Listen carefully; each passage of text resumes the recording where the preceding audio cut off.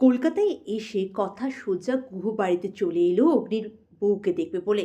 অগ্নির বউ কি করে সম্ভব, তাই তো তারা তাড়াহুড়ো করে প্রত্যয় মানে প্ল্যাটিকে বউ সাজালো।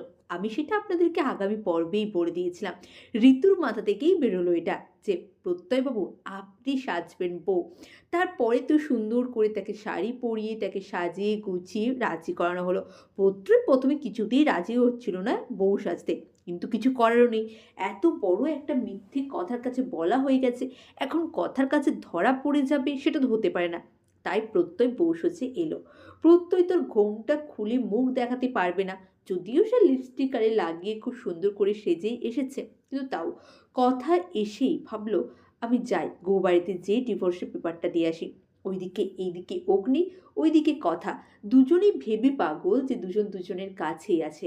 দুজন দুজনকে ছাড়া যে একটা মুহূর্তও থাকতে পারবে না সেটা প্রমাণিত কিন্তু হয়ে যাচ্ছে। এই ভাবছে কথা আমার কাছে আছে, ও ভাবছে আমার কাছে আছে।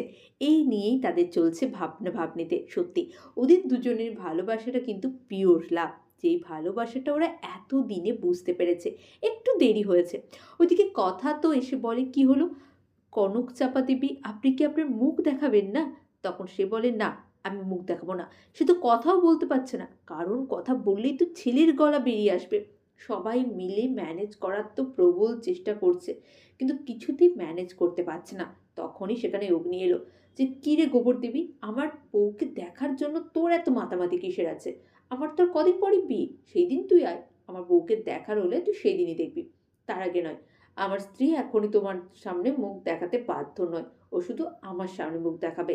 এটা শুনে তো কথা আরও বেশি জেলাস ফিল করে। হ্যাঁ বন্ধুরা, কথা সিরিয়ালের আগামী পর্বে আপনারা এমনটাই দেখবেন। চ্যানেল নতুন হলে প্লিজ চ্যানেলটা সাবস্ক্রাইব করে দিন। অনেক ধন্যবাদ সকলকে ভিডিওটি দেখার জন্য। এইভাবে পাশে থাকুন, ভালো থাকুন।